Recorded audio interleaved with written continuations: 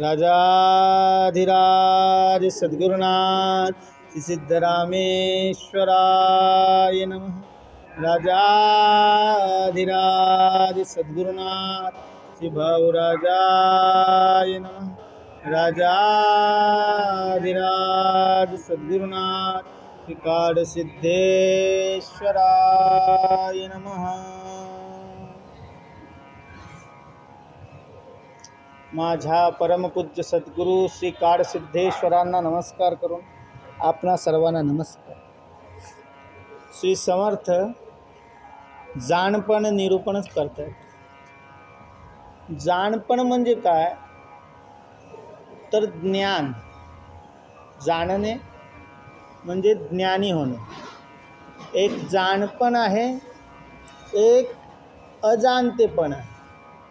मग इथं ज्याच्याकडे ते जाणतेपण आहे, समर्थ म्हणतात की तो जर जाणतेपण असेल तर कुठेही तो ठगला जात नाही किंवा कुठेही तो एखादा विषयीचं ज्ञान नसेल तर तो अन्य ठिकाणाहून कोणतरी ठगून जातो, कोणीतरी त्याचे फसवून जातो। का तर त्या गोष्टीचं ज्ञान नाही। जर ज्ञान नसेल, जाणतेपण नसेल तर समर्थ म्हणतात की एखादा दोन बंधू आहेत, त्यातला मोठा कमी जाणता आहे, पण जो जाणता छोटा आहे तो त्याच्या म्हणजे ज्ञानामुळे चांगला व्यवसाय करून खूप सारा श्रीमंत झाला। कशामुळे? ज्ञानामुळे। ज्ञान असल्यामुळे त्याने चांगल्या पद्धतीचा व्यवसाय केला आणि त्या व्यवसायामध्ये उन्नती करून तो श्रीमंत झाला, मोठा तसाच राहिला। समर्थ म्हणतात कधी असं होतं की मोठा जो आहे, जसं वडील, त्याला वडीलधारी असं म्हणतात। वडील म्हणजे मोठा आणि धाकुटा म्हणजे लहान। तर तो जो मोठा बंधू आहे तो धाकट्यापेक्षा खूप व्यवस्थित संपन्न आहे आणि धाकटा तसाच गरीब आहे। त्याचं कारण का की जी मोठ्याने ज्याच्यासाठी तेवढी मेहनत घेतली ना, तेवढा तो छोटा मेहनत घेत नाही। सांगण्याचं तात्पर्य काय की आपण जर एखाद्या गोष्टीतलं ज्ञान पूर्णतः मिळवलं नाही तर त्या गोष्टीत आपण कधी यशस्वी होणार नाही, असं समर्थानं म्हणायचं। म्हणजे जाणपणाने। जर जाणतेपण नसेल तर काय काय होतं ते कोण कसा ठगून जातो। युद्धात कसा एखादा दुसरा राजा आपल्याला जिंकून जातो किंवा अन्य कोणतरी आपल्याला मारून जातो। का तर आपल्याकडे ते जाणतेपण नाही आहे, म्हणजे ज्ञान नाही। कसं म्हणता येईल, एखाद्या व्यवसाय करायला गेलो आपण आणि व्यवसाय करीत असता व्यवसायात दोघे सगळे आहेत, बरेचसे व्यवसाय करू, पण एखादा कोणतरी असतो की जो त्या व्यवसायामध्ये तोच व्यवसाय करतो, इतरही तेच करतात, पण हा काहीतरी वेगळ्या पद्धतीची नीती वापरतो, आपलं चांगलं डोकं वापरतो आणि आपल्या व्यवसायाला एक नाविन्यपूर्ण त्या इतर सगळ्या व्यवसाय करणाऱ्यांपेक्षा जरा वेगळं काहीतरी करतो, जेणेकरून त्याचा व्यवसाय चांगला उन्नतीच होतो। आपण आता बघू, जसे धीरूभाई अंबानींची 2 मुलं, त्यातला एक मुकेश, एक अनिल। आता त्यातला जो मुकेश आहे तो आजला खूप मोठा श्रीमंत आहे, जो अनिल आहे तो डुबला आहे। का तर त्याने जे वापरलेले नीती आहेत आणि त्याचं जे व्यवसाय करण्याचं हे आहे त्याच्यामध्ये त्याचा व्यवसायाकडे जास्त लक्ष नसता उधळपट्टी आणि इतर सगळ्या गोष्टींकडे जास्त लक्ष असल्यामुळे तो व्यवसायामध्ये लॉस जाऊन तो आजला ज्या स्थितीत आहे तो आपण पाहतो। पण तो त्याचा मोठा बंधू आहे अनिल अंबानी, नाही मुकेश अंबानी, हा आजला एक जागतिक श्रीमंतांमध्ये हे केला जातो। कशामुळे? त्याच्या त्या जाणतेपणामुळे। मग जर आपल्याकडं जाणतेपण असेल, परमार्थामध्येही तसंच आहे, जर परमार्थाविषयीचं आपल्याकडं ज्ञान योग्य असेल तर आम्ही आमच्या विकारांना नियंत्रित करू शकतो। जर आम्हाला आमच्या सगळ्या गोष्टीचं, शरीराच्या प्रत्येक विकाराचं आणि शरीराच्या प्रत्येक ह्याचं ज्ञान नसेल, माहिती नसेल, तर आमचं मन त्या विकारांच्या अधीन होऊन किंवा इंद्रियांच्या अधीन होऊन आपण भ्रष्टला जातो। म्हणजे आपण जिथे जायचं आहे आपल्याला, म्हणजे काय करायचं आहे, आपल्याला मिळवायचं काय, सत्स्वरूपाला मिळवायचं आहे. मात्र आम्हाला सत्स्वरूपाचं ज्ञान का नाही होत, तर आम्हाला ह्या सगळ्या गोष्टींमध्ये आम्ही अडकलो आहे. मी, माझेपण, हे माझं आहे, आणि विकारांच्या सगळ्या ह्याच्यामध्ये आणि इंद्रियांच्या ह्याच्यामध्ये. नुसते विकार नाही तर 5 कर्मेंद्रिय आहेत, 5 ज्ञानेंद्रिय आहेत, आणि यांच्यामध्ये ह्यांच्यापेक्षा वरिष्ठ म्हणतात की मन आहे, मनापेक्षा वरिष्ठ बुद्धी आहे, बुद्धीपेक्षा आणखी वरिष्ठ आहे, त्याला आत्मतत्व असं म्हणतात. मग मन हे जे इंद्रिय जर कसेही वागायला लागले आपल्या मनानुसार, हाताला वाटलं काही करावं, डोळ्याला वाटलं काहीही पाहावं, आणि पायानं वाटलं कुठेही जावं, तर ते त्याचं शरीराची हानी करून घेतो. तोंडाला, जिभेला वाटतंय काहीतरी चविष्ट खावं, आणि ते चविष्ट खाल्ल्यामुळे जे शरीराला भोगावं लागतंय ते आपण पाहतो, अनेक आजार. दृष्टीला वाटतंय का ते वाईट पाहावं, त्या वाईट पाहण्याचा शरीरावर होणारा जो परिणाम आहे तो नंतर विकारांच्या रूपाने आपल्याला भोगावा लागतो. मग समर्थ म्हणतात, इथं जर योग्य काय पाहावं काय पाहू नये, काय खावं काय खाऊ नये, कुठे जावं कुठे जाऊ नये, हे ज्याला कळलं, त्यातलं ज्ञान समजलं, तर तो त्यातून सुटका करून घेतो. म्हणून हे जाणते पण कुठून येतं, तर समर्थ म्हणतात की जाणते पण जो जाणता आहे त्याला शरण गेलो तर ते जाणते पण आम्हाला येतं. मग जाणता कोण आहे, म्हणजे ज्ञानी कोण आहे त्यातल्या विषयाचा. व्यवहारामध्ये आपण बघतो, लहान मूल आपल्या आई वडिलांनी सांगितलेली प्रत्येक गोष्ट जर ऐकली, व्यवस्थित आचरणात आणली, तर तो हुशार होतो. जर आई आणि वडिलांनी किंवा इतर सगळ्या मोठ्या माणसांनी सांगितलेली गोष्ट जर त्या लहान मुलांनी घेतलीच नाही आणि तो आपल्याच मनासारखं काहीतरी करीत राहिला, तर आपण पाहतो त्याची मग स्थिती काय असते, त्याची बौद्धिक स्थिती, त्याची वागणं, त्याचं बोलणं. मग आपण म्हणतो, अरे काय हे संस्कार आहेत का, कशामुळे, कारण त्याने त्या गुणांना न घेता अवगुणांकडे त्याची वाटचाल केली म्हणून. तसंच समर्थ म्हणतात, प्रत्येक गोष्टीत एक जाणकार कोणतरी व्यक्ती असतो, त्याच्याकडनं जर त्याला योग्य तो आपण शरण गेलो, त्याला शरणागती पत्करून त्याला विचारलो की काय आहे ते मला सांगा त्या गोष्टीविषयीचं, तर त्याने जर सांगितलं आणि ते जर आत्मसात केलं, तर त्या गोष्टीत आम्ही पारंगत होऊ. म्हणजे त्या गोष्टीतले आम्हाला जाणते म्हणून.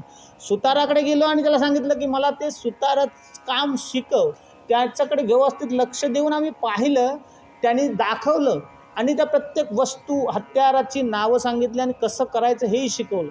जर माझं लक्ष व्यवस्थित असेल तर मात्र मी त्यात पारंगत होईन, नसेल तर नाही. म्हणजे ते जाणते पण एखाद्या जाणत्या व्यक्तीकडनंच घ्यावं लागतं. आणि म्हणून हे जाणते पण समर्थांना म्हणायचं आहे की त्या आत्मतत्वाला जाणण्यासाठीच आहे हे जाणते पण.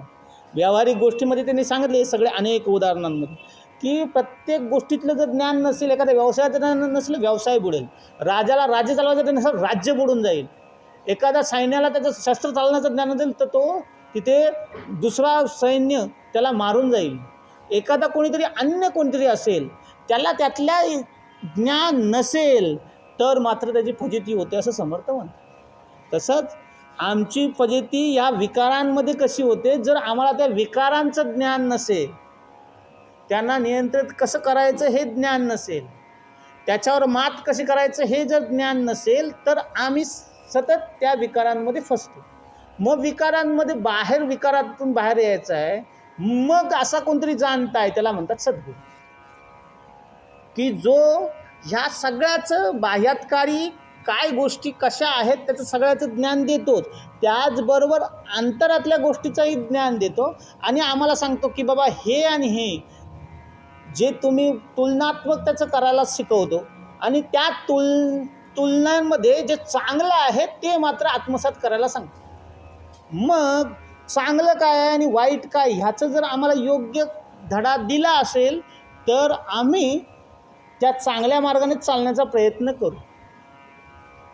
जर आम्हाला त्याचं जर माहितीच नसेल चांगलं काय वाईट काय, जसे अनेक मुलं असतात, काही सततच्या चांगल्या संस्कारांमुळे, सततच्या चांगल्या ज्ञानामुळे चांगल्या संगतीमुळे ते उच्च म्हणजे अगदी ज्ञानी होतात, विद्वान होतात. कशामुळे? चांगल्याच्या संगतीत आणि चांगलं ज्ञान ग्रहण करून तशा पद्धतीचं हे केलं. अनेक दुसरे पण आहेत की ज्याच्यामध्ये ते चांगलंही मिळतं आहे, पण त्यांचं कल मात्र त्या वाईट गोष्टीकडे जास्त आहे. असं आपण पाहतो समाजात. अनेक मुलं असतात, अनेक लोक असतात की आईवडील व्यवस्थित आहेत आणि आम्ही पाहतो की मुलांमध्ये काहीतरी विकार, काही व्यसनाचा दोष जडला आहे. कारण काय? आईवडिलांनी घरी संस्कार दिले नाहीत, सगळे दिलेले आहेत, पण त्याच्याकडे काय घेण्याची जी बुद्धीमध्ये होतं ना, चांगलं काय वाईट काय ते त्याला व्यवस्थित न कळल्यामुळे तो त्या व्यसनाच्या अधीन झाला. मग कुठे काही असेल अनेक व्यसन.